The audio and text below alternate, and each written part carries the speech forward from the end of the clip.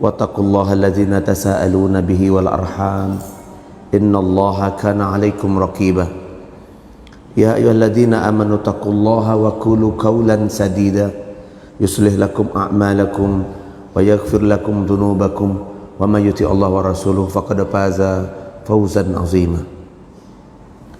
قال النبي صلى الله عليه وسلم عن أبو سعيد رضي الله عنه أن النبي صلى الله عليه وسلم يقول لا تتبعني سنان من قبلكم سبرا بسبر زراعا بزراع حتى سلكتم جهر ضب سلكتموهم قيل ما هو اليهود والنصارى يا رسول الله قال النبي فمن متفق عليه.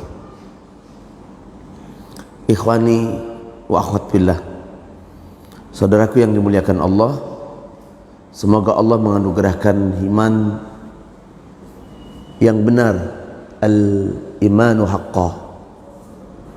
Semoga Allah telah meningkatkan derajat muslim kita, tidak muslim awamin, menjadi muslim yang mukmin, dan kemudian menjadi muhsin.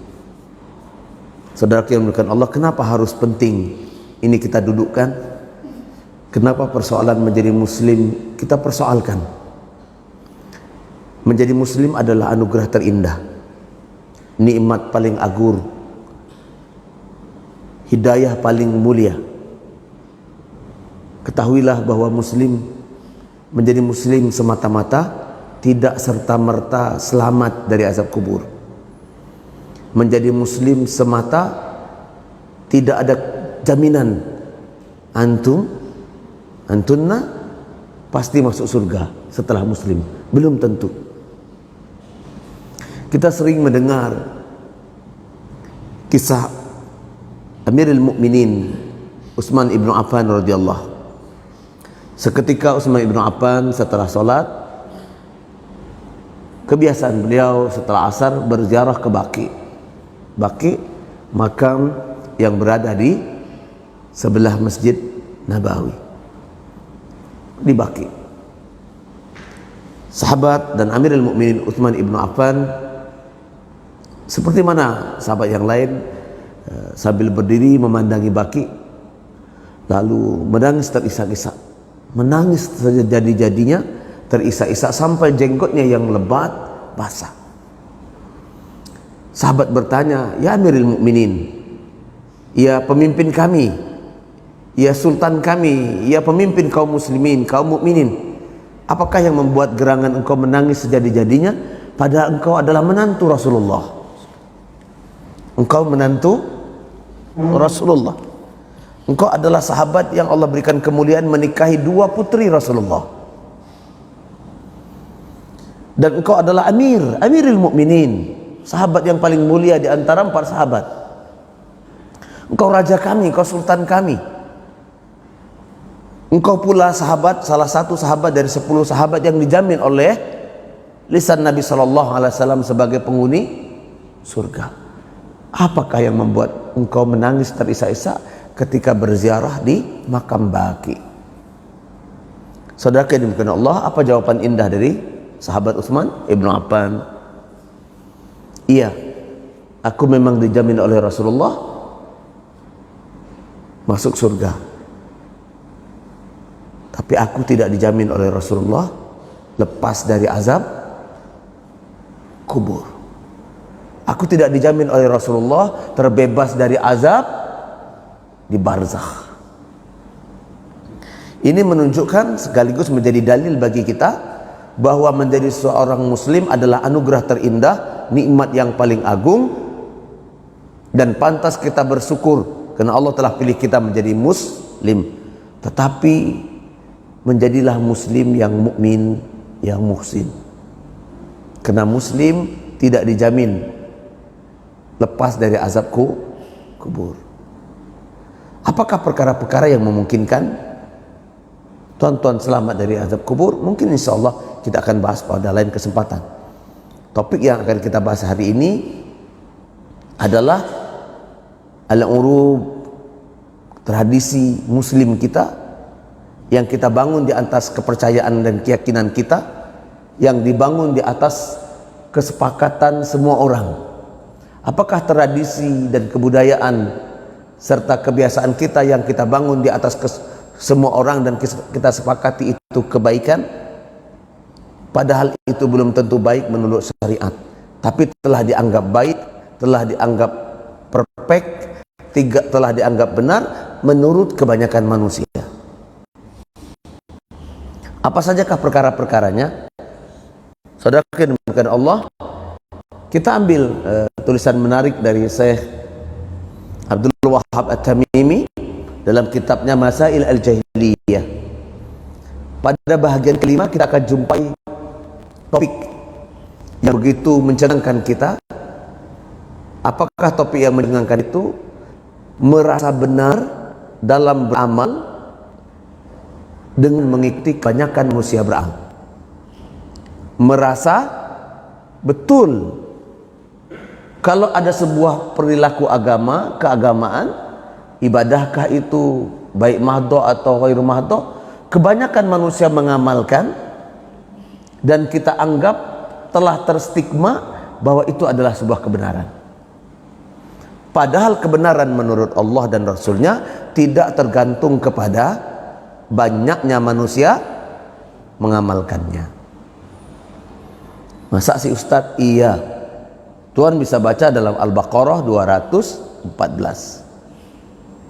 Al-Baqarah 214 itu ayat yang lazim. Allah tunjukkan perkara ini ya ikhwan. Jangan pernah menyangka bahwa kebanyakan manusia beranggapan itu benar, lalu itu benar dalam agama. Ingatlah, ad-dinullah, yakni dinul Islam. Islam itu agamanya Allah.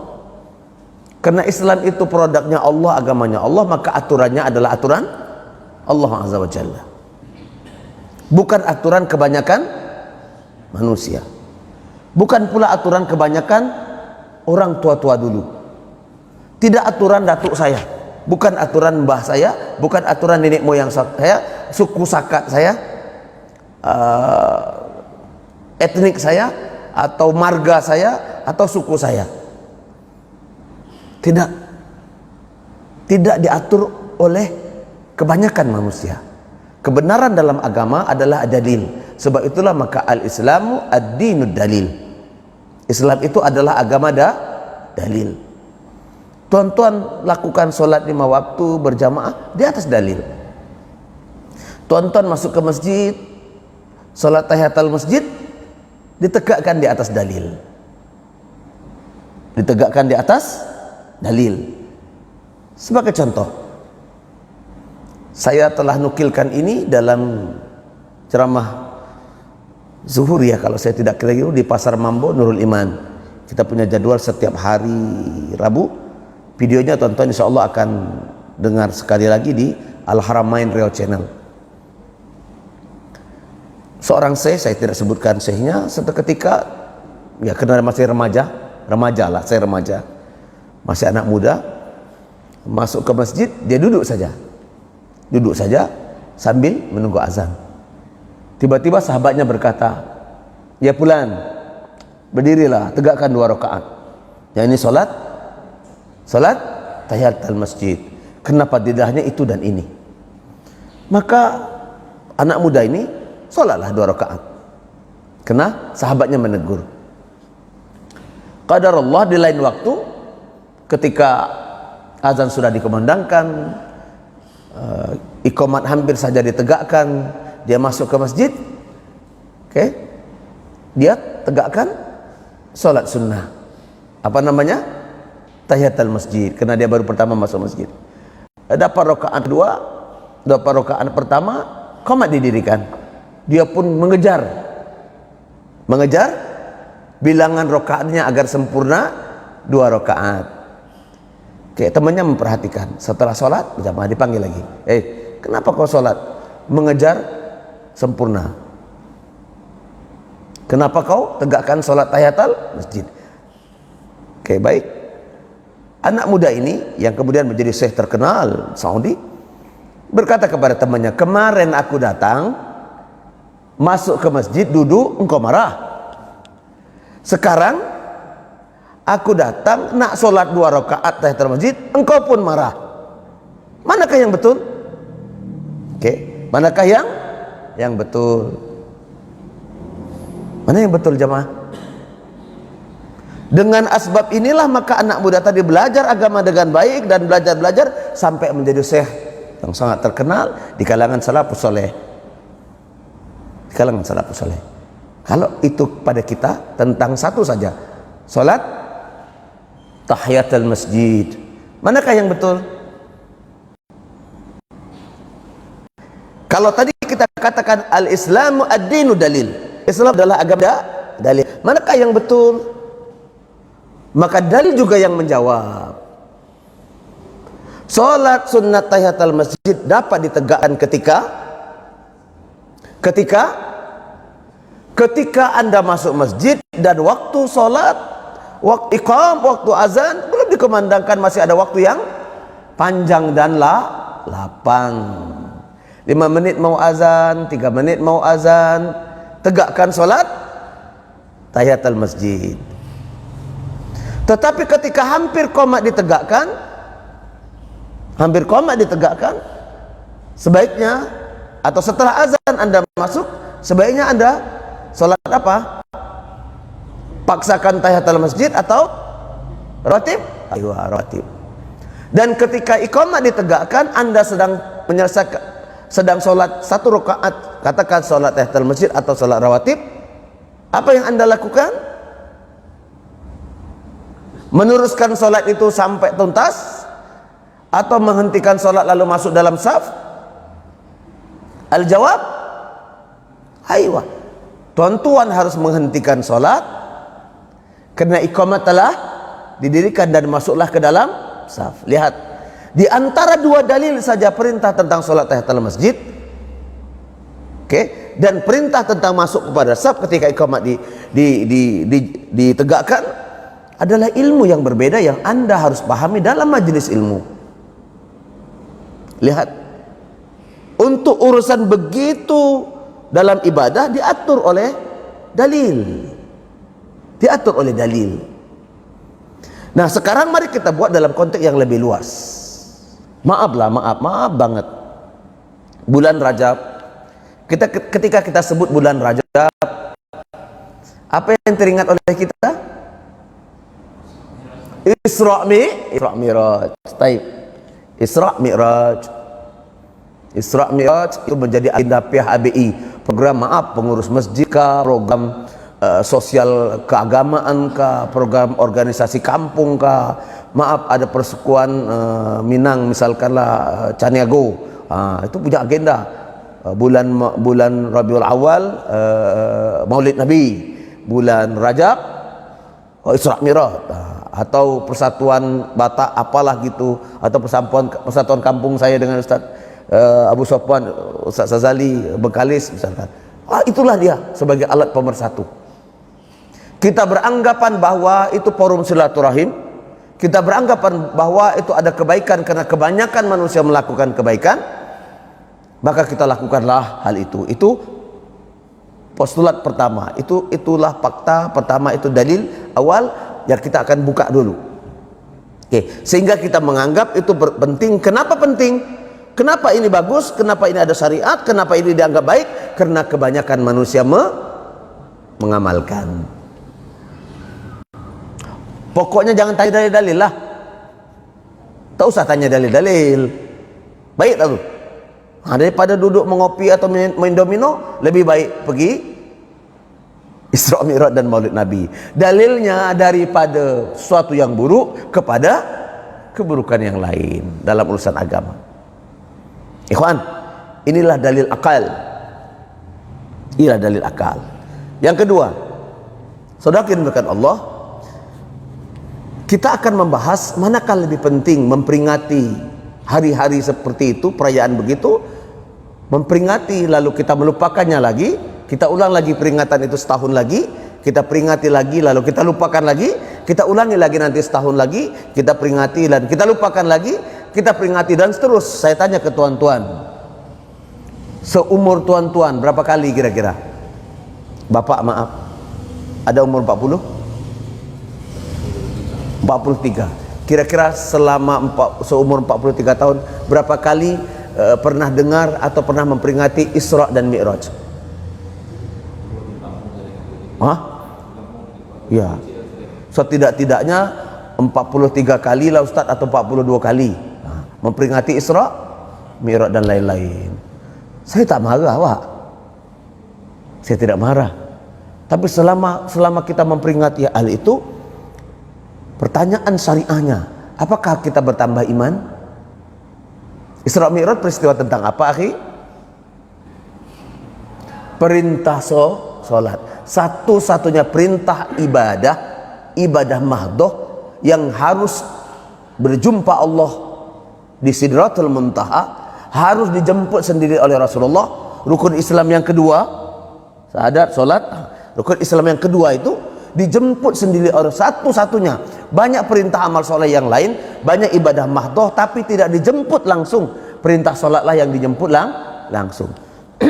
Selama tuan 43 tahun, saya 46 tahun sekurang-kurangnya, setiap walaupun kecil-kecil saya ikut saya ikut pakcik saya, atuk saya memperingati hal itu. 46 tahun kita sekurang-kurangnya pernah dengar atau pernah nonton atau pernah mengikuti kajian Isra Mi'raj. Pertanyaannya, apakah iman kita bertambah?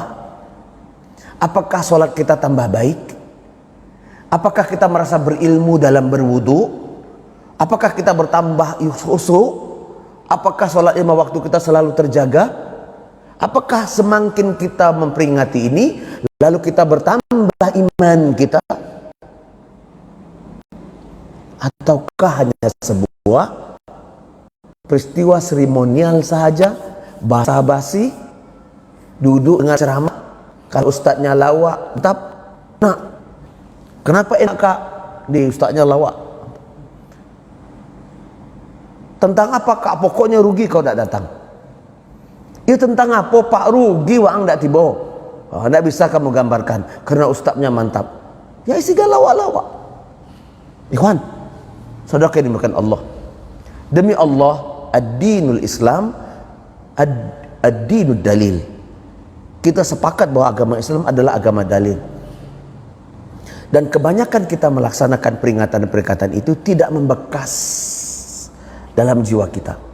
Maaf, kalau di kampung besar pakai tenda, sound system, Pak, lihat acaranya kadang setelah zuhur atau kadang setelah asar, diundang orang dari luar, surat atau sejenisnya. Coba bayangkan sebelum acara, afwan, bismillah,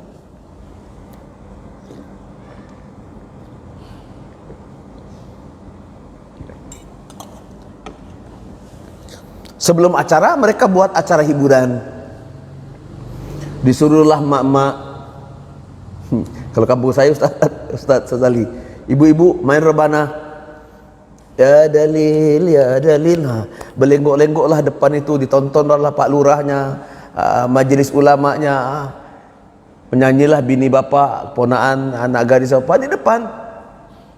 Apa salahnya Ustaz? Kan yang dinyanyikan adalah solawat badar, yang dinyanyikan adalah nasihat, kadang potongan ayat Al-Quran, isinya nasihat, isinya zikir. Apa salahnya? Kata sebahagian orang tidak salah, itu bahagian dari syiar. Kata kebanyakan orang. Tapi kata dalil batal. Syiar itu bukan demikian, kata dalil. Nah, kita selalu melupakan dalil tapi mengikuti kebanyakan manusia. Allah jelaskan siapa yang melakukan keburukan, siapa yang melakukan perkara-perkara dalam urusan agama dan beranggapan itu baik dalam hal agama, setelah Allah datangkan dalil dan meninggalkan mencampakkan dalilnya lalu mengikuti kebanyakan manusia, fahwal kafir. Sama dengan perilaku orang kufar. Kita bertasabuh. Tapi kalau itu kita ucapkan, orang akan marah kepada kita. orang akan marah. Saya 2-3 kali diundang ceramah Isra Mi'raj. Saya bilang, untuk apa? Biar kita ingat. Jangan diingat. Yang paling penting itu Tuhan mengimaninya dan mengambil ilmu darinya, amalkan itu konsisten sampai Allah jumpakan lagi nanti. Itu yang kita petik. Jadi selama peringatan itu tidak membawa manfaat, hanya ketika ghirrahnya di situ saja, maka jauhilah. Kalau nak mengingat tentang sholat, tidak mesti begitu. Ini dalil yang kedua. Ini alasan kedua. Yang paling penting itu bukan sekedar memperingati. Yang penting itulah mengimani peristiwa Isra Mi'raj, lalu mengambil faedah darinya, yakni ilmu, dan beramal darinya. Setelah Isra Mi'raj kita jadi paham pentingnya sholat, karena bobot sholat 5 waktu setara dengan 50 waktu. Kita jadi paham dan mengerti bahwa sholat adalah amal soleh pertama dan paling utama dihisab. Bagi ibu-ibu di rumah juga dipaham setelah Isra Mi'raj, mestinya sudah terpola dan ada frame pada otak ibu-ibu. Kalau ibu-ibu punya 4 anak laki-laki tambah 1 suami, berarti ada berapa orang? 6 laki-laki di situ. Ibu harus paham dengan Isra Mi'raj, ibu akan panen pahala. Kalau sholat maghrib ini ada 4 anak laki-laki 1 suami, dorong, suruh, perintahkan anak laki-laki ibu ke masjid. Tambah suami, lihat, ibu boleh jadi sholat di rumah, tapi ibu perintahkan anak laki-laki ibu, putra-putra ibu, termasuk menantu mungkin, sholat masjid, sholat ke masjid, sholat ke masjid.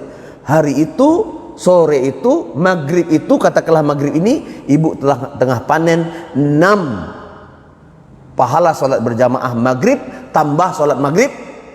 Ibu, lihat. Lihat.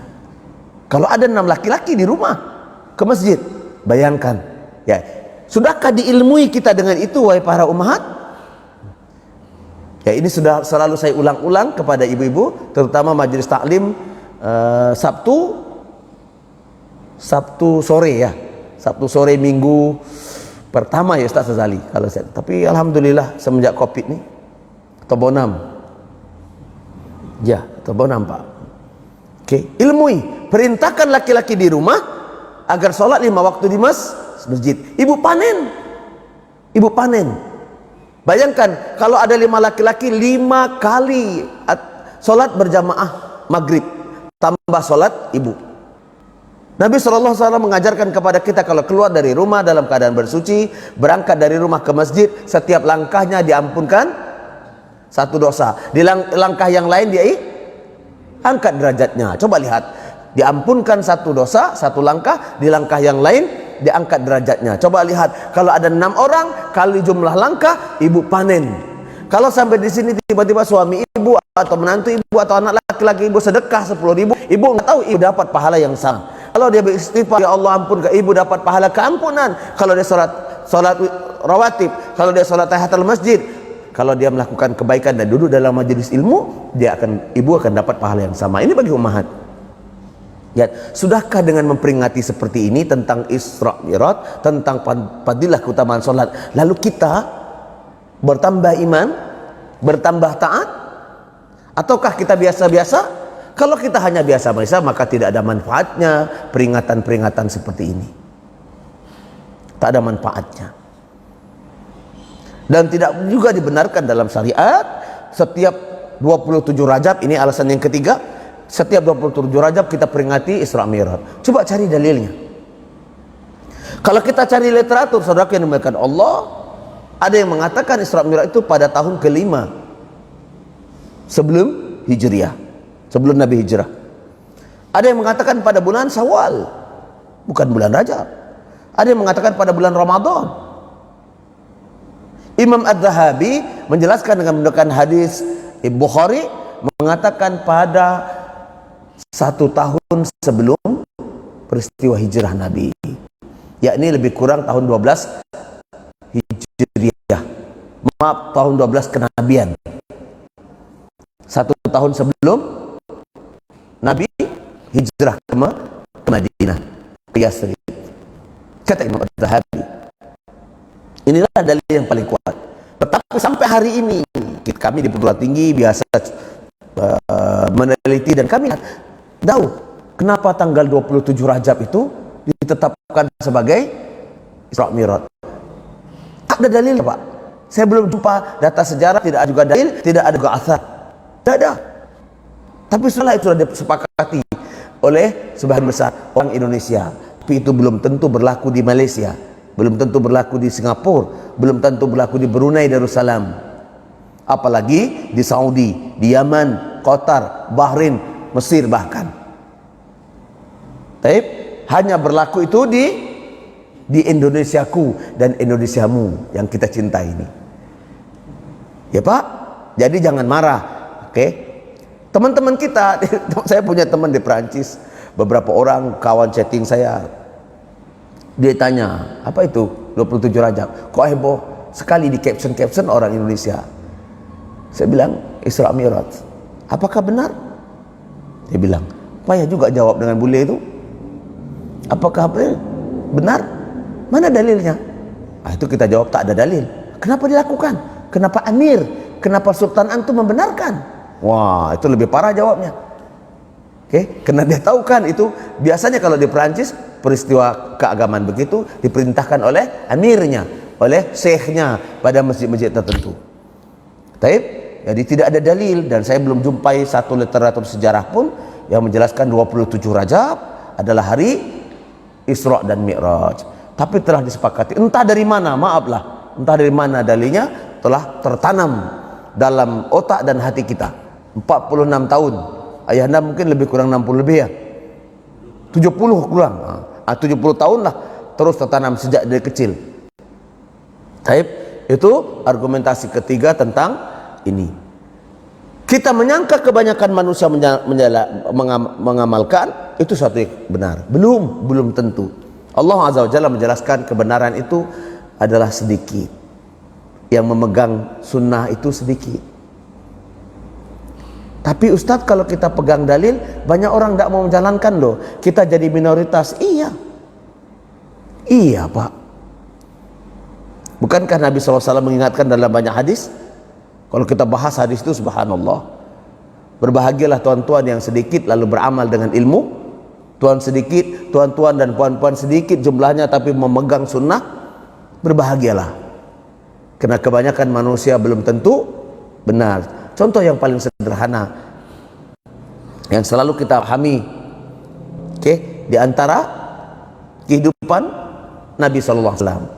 Lihat kehidupan baginda Rasulullah di tengah kebanyakan orang-orang Quraisy. Lihat kehidupan paman yang mencintainya, bibi yang mencintainya, Abu Lahab, Ummu Jamilah. Kehidupan pamannya, ayahnya Ali yang menjadi backup Nabi, Abu Talib. Mereka adalah orang-orang yang memperjuangkan nenek moyang mereka dan kebanyakan Quraisy ketika itu. Dan dedengkotnya, Fir'aunnya Quraisy, Abu Jahal. Coba lihat. Jangan katakan Abu Jahal, pamannya Nabi, Abu Talib, Abu Lahab adalah orang-orang yang tak beriman kepada Allah. Jangan katakan Abu Jahal itu tak mengimani Allah. Kalau kita baca dalam sejarah, coba lihat ketika orang-orang Quraisy ingin menguatkan pendapatnya, dia bersumpah dengan nama siapa? Allah. Wallahi tallahi. Abu Jahal Pak bersumpah dengan nama Allah. Artinya Abu Jahal beriman kepada Allah Azza wa Jalla. Abu Jahal beriman. Kalau kita tarik dalam kajian kita, Abu Jahal beriman rububiyah kepada Allah, mengakui Allah sebagai pencipta, pengatur, pemberi rezeki, pemusnah dan penghidup kembali. Abu Jahal beriman. Masa sih Ustaz Abu Jahal beriman? Allah yang menjadi saksi atas pernyataan Abu Jahal dalam surah Al-Qamar ayat 3. Untuk berujuk itu. Apa kata Abu Jahal? Ma na'budhum, kan tidak menyembahnya ya Allah, illa yuqarribuni, kecuali kami ingin mendekatkan kepadamu ya Allah dengan melalui perantaraan zulfa. Itu diikat dengan kalimat yang sungguh mencengangkan para tafsir, beranggapan dengan perantaraan orang-orang soleh. Kata Abu Jahal, aku tidak menyembahnya ya Allah, aku hanya menggunakan orang-orang soleh ini sebagai perantara. Allah jelaskan itu. Allah yang menjadi saksi pernyataan Abu Jahal. Al-Qamar ayat 2. Tonton bisa baca. Illa yuqarribuni ilallah zulfa. Lihat kalimatnya. Aku tidak menyembahnya ya Allah kecuali aku telah menganggap ini patung Lata, Manna, Hubal sebagai perantara. Kita tahu Manna, Lata, Hubal bukan patung-patung sembarangan, bukan berhala sembarangan. Dia adalah orang-orang soleh, orang soleh. Kata Abu Sufyan sebelum Islam, tidaklah orang Quraisy kalau dia pergi berdagang dan pulang dalam perdagangan, dalam safar bisnisnya, kecuali dia telah bernazar kepada Hubal, patung yang paling besar. Mau berangkat jumpa dengan Hubal, pulang pun tidak pulang ke rumah dulu kecuali jumpa dengan Hubal. Hubal, Lata, Manna adalah orang-orang soleh di zamannya, di zaman Nabi Musa. Sebahagian besar pengikut agama tauhid, saking kesolehnya maka namanya diabadikan dan terus generasi-generasi terusnya diabadikan dalam bentuk patung dan akhirnya dijadikan perantara oleh orang Quraisy menyembah Allah di atas kesolehan patung-patung ini. Coba lihat, kita membenci jahiliyah Pak, Bu. Kita benci jahiliyah. Kita benci jahiliyah Abu Jahal, kita benci Abu Lahab, kita benci. Tapi lisan kita membenci. Perilaku perangai kita di abad modern ini kita jalankan. Kita jalankan Pak. Maaf, kita beranggap agama itu adalah kesepakatan kita. Mana ada agama dari budaya? Ada dalil? Tuan-tuan beramal dengan budaya? Allah. Maaf ya, maaf banget. Saya minta maaf. Membaca Al-Quran itu mulia bukan? Menghafalnya mulia bukan? Tidak ada yang lebih mulia. Sebab itu baginda katakan khairul kalam Allah. Semulia-mulia perkataan yang kita ulang-ulang adalah kalam Allah. Membaca Quran, menghafal Quran itu mulia Pak. Tetapi ketika maaf sekali lagi, ketika menghafal dan membaca Al-Quran itu dilombakan, maka musabaqah itu berubah menjadi ajang tidak hanya melombakan bacaan agar orang termotivasi menghafal dan membaca Quran, tapi itu menjadi ajang judi. Seorang jamaah bertanya kepada saya di Masjid Nurul Iman ya, tepi Sungai Siak. Dia bertanya, Ustadz, apakah termasuk maisir, termasuk judi musabaqah itu? Bagaimana Anda katakan itu judi? Karena begini Ustadz, simak baik-baik, jangan salah tafsir dan jangan salah ambil. Karena begini Ustaz. Ikhwan ini jawab. Bagaimana Anda katakan itu maisir? Bagaimana Anda katakan itu termasuk judi? Kan ayatnya jelas, innamal khamru wal maisiru rijsun min amali syaitan. Sungguhnya khamar, judi adalah rijsun najis. Kenapa dia katakan maisir? Begini Ustaz. Kami tinggal di Camat Ek. Ada 9 kelurahan. Camat mengadakan musabaqah tilawatil Quran dan semua event turunan-turunannya. Tidak punya anggaran. Oleh karena itu setiap lurah wajib menyetor anggaran sejumlah uang 2.500.000 atau 5 juta. Uang itu lalu dikumpulkan untuk beri hadiah. Lalu diadakanlah lomba musabaqah tilawatil Quran, tahfiz Quran, sarhil Quran dan macam-macamnya yang berhubungan tentang Al-Quran untuk mendapatkan kemuliaan dan keagungan Quran. Dikumpulkan uangnya, yang menang lomba dikasih hadiah, juara 1 sekian, juara 2 3, 4 dan seterusnya. Saya tanya ke tuan-tuan, ini termasuk judi atau bukan? Halo?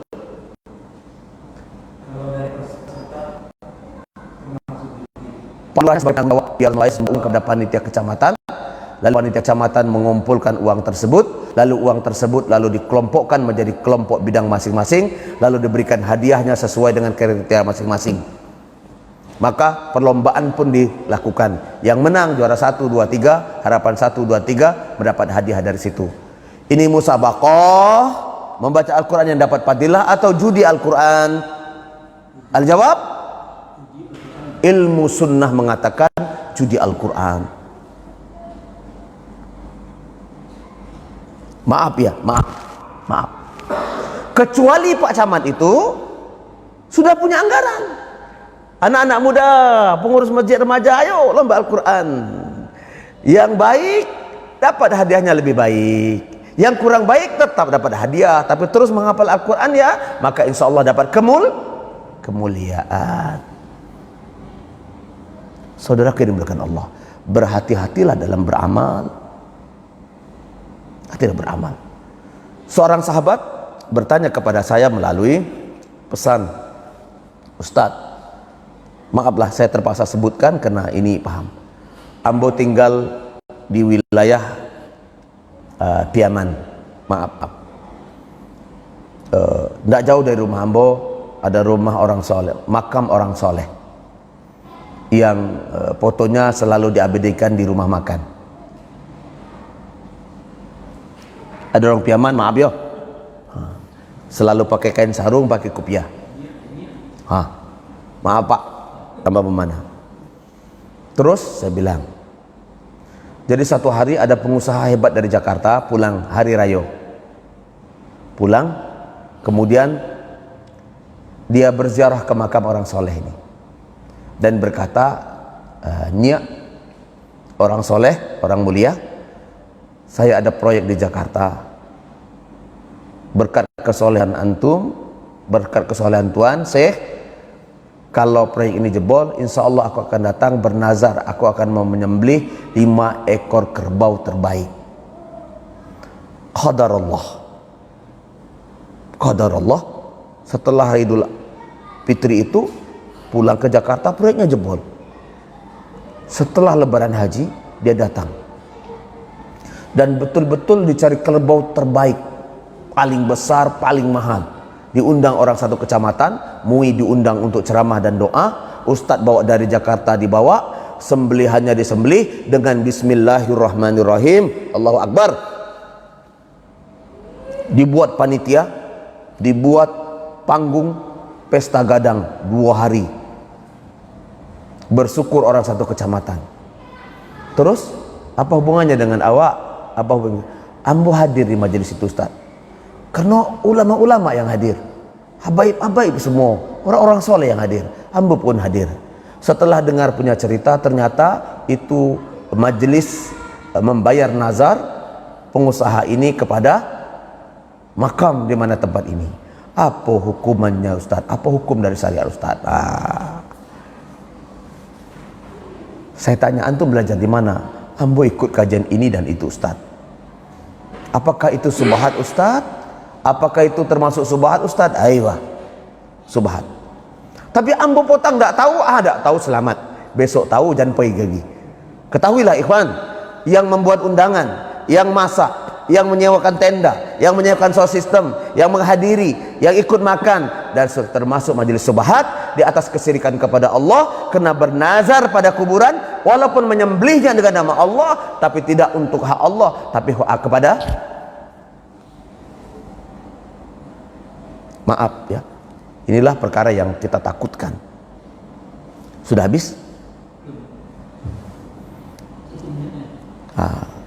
Kalau ada yang tidak nyaman, marilah kita diskusi. Tapi sebaiknya tak usahlah berdiskusi, karena akan panjang. Mohon maaf yang sedalam-dalamnya. Sudahlah, kita akhiri pembahasan kita ini. Tapi saya ingin mengantarkan dengan satu kalimat. Jagalah amal soleh Anda, tuan-tuan, puan-puan, dan termasuk saya, dengan ilmu dan dalil. Kerjakan bila ada dalilnya, tinggalkan bila Anda samar-samar. Perkara yang kedua, semua yang dilakukan atas nama Islam dan kebaikan di atas Islam oleh orang banyak belum tentu benar berdasarkan syariat. Dianggap benar ketika bertiga menggunakan dalil. Carilah majelis yang sedikit tapi dengan dalil, itu akan menyelamatkan ana dan antum sekalian. Mohon maaf yang sedalam-dalamnya. Video ini tuan-tuan bisa tonton ulang di Al-Haramain Riau Channel. Insya Allah akan selalu diliput sebagai saksi kalau saya wafat. Insya Allah video ini akan menjadi media dakwah, bukan untuk gagah-gagahan kejar rating, enggak ada. Ini kerja anak-anak muda aja dari tim Al-Haramain Riau Channel yang meliput ceramah-ceramah begini. Semoga bermanfaat. Mohon maaf yang sedalam-dalamnya, tidak bermaksud menggurui tuan-tuan para alim, para ulama, tapi hanya menyampaikan beberapa dalil, dan ini menjadi bahagian dari hujah kita di depan Allah Azza wa Jalla. Insya Allah di depan Allah tuan-tuan akan dengar hujah ini sekali lagi, dan kita akan dihisap atas hujah ini. Ana akan dihisap atas hujah kalimat ana, dan tuan-tuan juga akan menjadi saksi atas hujah ana nanti di depan Allah pada hari di mana kita dihisap. Semoga Allah bangkitkan kita bersama para sahabat, para penuntut ilmu Allah, dan para mujahid Allah. Subhanakallahumma bihamdik, asyhadu an la ilaha illa anta, astaghfiruka wa atubu ilaik. Assalamualaikum warahmatullahi wabarakatuh.